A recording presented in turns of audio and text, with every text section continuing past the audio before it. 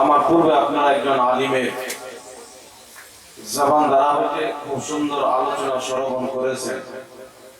আমি আপনাদের দরবারে আপনাদের মহব্বতে ভালোবাসায় উপস্থিত হয়েছি। আল্লাহ পাক আমাদের সকলের উপস্থিতিকে কবুল করেন। সকলে বলুন আল্লাহুম্মা আমিন। আজকের এই পবিত্র মাহফিল মিলাদুন নবীর মাহফিল, যাকে মুহাদ্দিসিনে কেরাম ঈদে মিলাদুন নবীও বলেছেন। ঈদ মানে হচ্ছে খুশি, মিলাদ মানে হচ্ছে জন্ম, আর নবী মানে আমাদের নবী। আমাদের নবীর জন্মের খুশি। তো আমাদের নবী সাল্লাল্লাহু আলাইহি ওয়াসাল্লাম এই পবিত্র মহিনার 12 তারিখে জন্মগ্রহণ করেছেন। আমরা খুশি না বেজার? জোরে বলতে হবে, খুশি না বেজার? তো 12 তারিখে নবী জন্মগ্রহণ করেছেন, আমরা খুশি। তো 12 তারিখে নবী ইন্তিকাল করেছেন, তাহলে দুঃখ কেন নাই? আমাদের নবী সাল্লাল্লাহু আলাইহি ওয়াসাল্লাম 12 রবিউল আউয়ালে জন্মগ্রহণ করেছেন, 12 রবিউল আউয়ালে ইন্তিকাল করেছেন। এটা আমার বক্তব্য নয়, কিছু লোকের বক্তব্য। তো আমরা 12 রবিউল আউয়ালে আনন্দ প্রকাশ করি, দুঃখ কেন করি না? তো আমরা আহলে সুন্নাত ওয়াল জামাত, আমাদের আকীদা হলো, আমাদের বিশ্বাস হলো যে আমাদের নবী ইন্তিকালের পরে নিজের কবরে সহ শরীরে জিন্দা শুয়ে আছে। বলেন সুবহানাল্লাহ। আর আমাদের নবী তো নবী, আমাদের নবীর কলমা পড়নে वाला, নবী মুস্তাফার সুন্নাতে আমল করনে वाला, আল্লাহর ইবাদত করনে वाला, এই পৃথিবীর মাটিতে যত আউলিয়ায়ে কেরাম শুয়ে আছে তারা নিজের কবরে জিন্দা শুয়ে আছে। এটাই হচ্ছে হাদিসের আকীদা, এটাই হচ্ছে নবী মুস্তাফার দেওয়া আকীদা। বলে বলেন সুবহানাল্লাহ। শুধু নবী নয়, আউলিয়ায়ে কেরাম নিজের কবরে জিন্দা।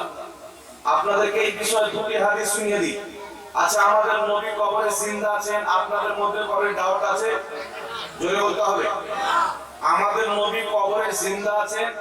আমার নবী যদি চান আমি কাউকে দিদার দেব, আমার নবী দিদারও দিতে পারে। তাই ইমাম জালালউদ্দিন সুয়ুতী রাহমাতুল্লাহ আলাইহি আমার আপনার নবী সাল্লাল্লাহু আলাইহি ওয়াসাল্লামকে একবার নয়, দুইবার নয়, নবী মুস্তাফাকে ৭২ বার জাগ্রত অবস্থায় দেখেছে। জোরে বলেন সুবহানাল্লাহ।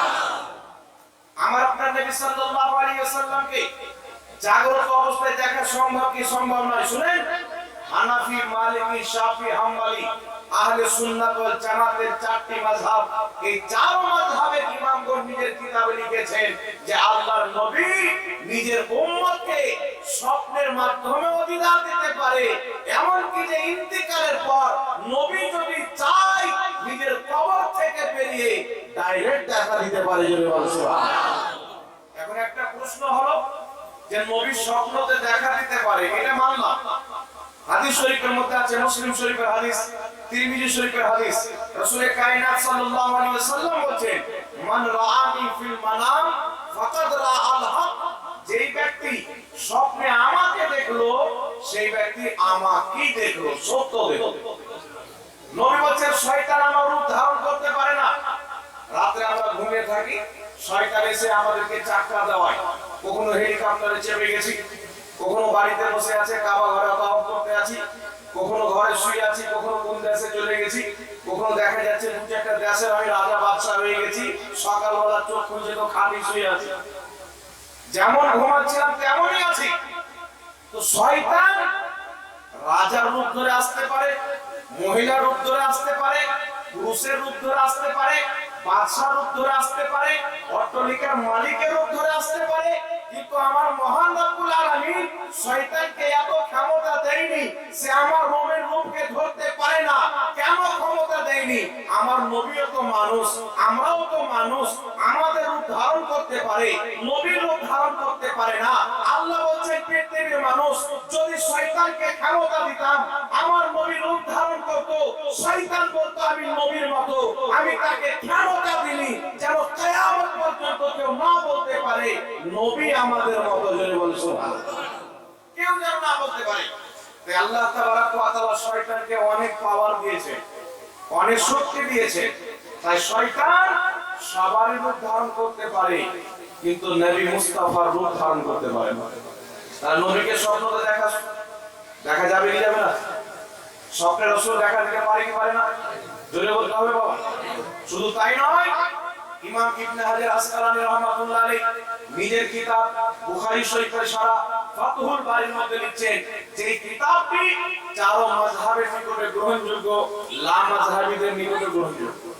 যারা নাভির নিচে হাত করে নামাজ পড়ে তারাও এই কিতাবটি মানে, যারা এইভাবে বুকের উপরে হাত করে নামাজ পড়ে তারাও এই কিতাবটি মানে, সবাই এই কিতাবটিকে গ্রহণ করে মানে। যারা আল্লাহর ওলি পীর মাশায়েখদেরকে মানে তারাও মানে, যারা তিনাদেরকে মানে না তারাও কিতাবটি মানে। ইমাম ইবনে হাজার আসকালানী বলেন নবী পাক সাল্লাল্লাহু আলাইহি ওয়াসাল্লামের ইন্তিকালের পর অনেকেই নবীকে স্বপ্নতেও দেখেছেন, আবার ডাইরেক্টও দেখেছেন। তারা ডাইরেক্ট নবীকে দেখে নিজের ইচ্ছা প্রকাশ করেছেন, নিজের তামান্না বলেছেন, আমার নবী মুস্তাফা তার ইচ্ছাকে পূর্ণ করে দিয়েছেন। জোরে বলেন সুবহানাল্লাহ। আল্লাহর নবী নিজের কবরে জিন্দা শুয়ে আছেন বাবা, মরা নয়। নবীগণ যদি মরে যায় তাহলে বলেন তো বাবা, মসজিদে আকসাতে একবারে টানা সহি হাদিস সবাই মানে সহি, মসজিদে আকসাতে মেরাজের রাত্রিতে আমার নবী আসছেন। মুসলিম শরীফের হাদিস রাসূল পাক বলেন মারাতু আলা মুসা ওয়া হুয়া ইউসাল্লি ফি কবরিহি, আমি মুসা নবীর কবরের পাশে দিয়ে গেলাম তো মুসা নবী নিজের কবরে নামাজ পড়ছেন। এই হাদিসের উপরে মুসলিম শরীফের হাদিসে কায়েমু শব্দ রয়েছে যে মুসা নবীকে দেখলাম নিজের কবরে দাঁড়িয়ে নামাজ পড়ছেন। তাহলে যেই ব্যক্তি সহশরীরে জিন্দা থাকবে না তার জন্য দাঁড়ানো হবে, আত্মার জন্য দাঁড়ানো নয়, আত্মার জন্য বসা নয়, ওঠা নয়। বসা ওঠা কার জন্য আছে? এটা দেহের জন্য আছে। তো বুঝা গেল নবীগণের শুধু আত্মা নয়, তাদের দেহ সহ নিজের কবরে জিন্দা আছেন। বলেন সুবহানাল্লাহ। আরেকটি কথা বুঝতে হবে, মানুষ যদি মারা যায় নামাজ পড়ে বাবা, কথা বলতে হবে। আপনি যতদিন বেঁচে আছেন আপনি নামাজ পড়বেন, রোজা রাখবেন, হজ করবেন, ঠিক আছে। আপনি যদি ইন্তিকাল করেন নামাজ পড়তে পারবেন? আজ পর্যন্ত দেখেছেন কোন মরা মানুষ নামাজ পড়ে? সত্য কথা বলবেন, মরা মানুষ নামাজ পড়ে? নামাজ পড়ে না। তাহলে কি বোঝা গেল? মরা মানুষ নামাজ পড়ে না, কারণ মরার উপরে নামাজ নাই। আপনি যতদিন বেঁচে আছেন ততদিন আপনার উপরে নামাজ ফরজ। কিন্তু আমার নবী বলছেন মুসনাদে আবু ইয়ালার মধ্যে সহিহ হাদিস, রাসূল পাক বলছেন আল আমবিয়াউ আহইয়াউন ফি কুবুরিহিম ইউসাল্লুন, আল্লাহর প্রত্যেক নবী নিজের কবরে জিন্দা, তারা নামাজ আদায় করে। জোরে বলেন সুবহানাল্লাহ। তো মরার উপরে নামাজ নাই, মানুষ জীবিত আছেন, নামাজ আছে, রোজা আছে, হজ আছে, যাকাত আছে, সাদকা আছে, দান আছে, মরে গেল কিছু নাই। আমার নবী বলেন মানুষ যখন মরে গেল তার সমস্ত আমল বন্ধ হয়ে গেল।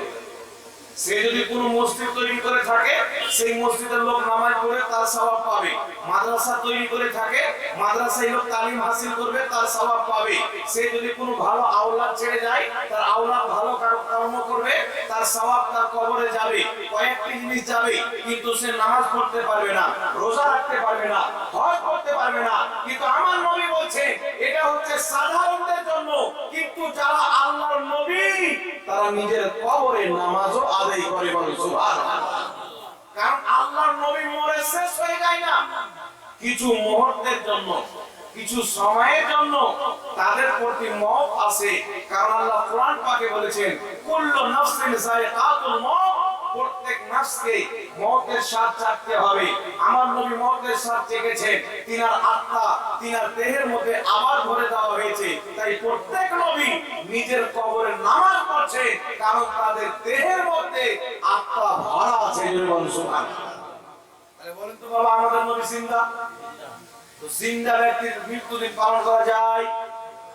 কথা বলতে হবে। জিন্দা ব্যক্তির মৃত্যুদিন পালন করা যায়? যারা বলেন নবী মরা আছে তারা মৃত্যুদিন পালন করুন। আমরা আহলে সুন্নাত ওয়াল জামাত নবীকে হায়াতুন নবী মানি, জিন্দা নবী মানি। আমরা মৃত্যু দিবস পালন করব না, নবীর জন্ম দিবস পালন করব। একটু জোরে বলতে হবে সুবহানাল্লাহ। তাহলে বুঝা কি গেল? মাসলা ক্লিয়ার? আমাদের নবী মরে শেষ হয়ে যাননি, এখন পর্যন্ত জিন্দা। আর আমরা যে আজকে এখানে বসে আছি, খোদার কসম খেয়ে বলি আমার নবী মুস্তাফা আজকে আমরা যারা বসে আছি সবার ব্যাপারে আল্লাহ জানায়, আমার নবী কবর থেকে জানে, বলেন সুবহানাল্লাহ। একটি হাদিস শুনলেন, মাজমাউস যাওয়াইদের মধ্যে হাদিসটি উল্লেখ করে ইমাম হাইসামি বলেছে, এই হাদিসের প্রত্যেকটা বর্ণনাকারী হচ্ছেন বিশুদ্ধ। কি হাদিস? রাসূলের পাক বলেছেন, ইন্নী হায়াতি খায়রুল লাকুম ওয়া মামাতি খায়রুল লাকুম, আমার দুনিয়াতে বাহায়াত থাকা এটা তোমাদের জন্য উপকার, আমার ইন্তিকাল করে যাওয়া এটাও তোমাদের জন্য উপকার। ইয়া রাসূলুল্লাহ, ইয়া হাবিবাল্লাহ, দুটোই কি করে উপকার হতে পারে? আমার আপনার নবী সাল্লাল্লাহু আলাইহি সাল্লাম বলেছেন, আমি আমার রওজা মুবারকে থাকবো, তোমাদের ভালো কর্ম, নেক কর্ম, সমস্ত আমল আল্লাহ আমার দরবারে পেশ করবে, আমাকে দেখাবে। আমি যখন তোমাদের ভালো কর্ম দেখবো, আল্লাহর শুকরিয়া আদায় করব, আল্লাহ তুমি আমার উম্মতকে ভালো আমল করার তৌফিক দান করেছো। আর আমি যদি তোমাদের কোনো গুনাহের কাজ দেখি, কোনো পাপের কাজ দেখি, কোনো নোংরা কাজ দেখি, শরীয়ত বিরোধী কাজ দেখি, আমি নবী মুস্তাফা আল্লাহর কাছে দুই হাত তুলে রব্বি হাবলি উম্মতি বলে কান্না করে বলি, ইয়া রাব্বাল আলামিন, আমার উম্মত না বুঝে, আমার উম্মত না জেনে শয়তানের চক্রান্তে পড়ে গুনাহ করেছে, তুমি আমার উম্মতের গুনাহ ক্ষমা করে দাও, জোরে বলেন সুবহানাল্লাহ। আমার আপনার নবী আজ পর্যন্ত নিজের রওজা মুবারকে উম্মতের জন্য কান্না করে বলা, একই জোরে হবে না সুবহানাল্লাহ। তো যেই নবীর নবী দিবস আমরা পালন করতেছি, আমার আপনার নবী সাল্লাল্লাহু আলাইহি সাল্লামকে আল্লাহ জানাচ্ছেন, আল্লাহ জানাতে আমাদের নবী জানতেছে, জোরে বলেন সুবহানাল্লাহ। আরেকটি কথা বলে দিই, হিলিয়াতুল আউলিয়া কিতাবের মধ্যে হাদিস রয়েছে, ইমাম আবু নঈম আসফাহানি রাহমাতুল্লাহ আলাইহি লিখেছেন, রাসূলের পাক বলেছেন, আল্লাহ দুনিয়াটাকে আমার সামনে উজ্জ্বল করে দিয়েছে, কিয়ামত পর্যন্ত পৃথিবীতে যা যা ঘটবে আমি মুস্তাফা এমন ভাবে দেখি যেমন হাতের থাবা দেখতে পাওয়া যায়, জোরে বলেন সুবহানাল্লাহ। এমন ভাবে দেখি যেমন হাতের থাবা দেখতে পাওয়া যায়। তাহলে স্পষ্ট হয়ে গেল আমাদের নবী জিন্দা নবী। কথা বুঝেছি গেছে কি বাবা? তাহলে জিন্দা নবীর মৃত্যু দিবস পালন করা যাবে, কথা বলতে হবে। জিন্দা নবীর কি পালন করা হবে? জন্ম দিবস পালন করা হবে। তার জন্য আমরা কি পালন করি? নবী দিবস বা মিলাদুন নবী মাহফিল পালন করি।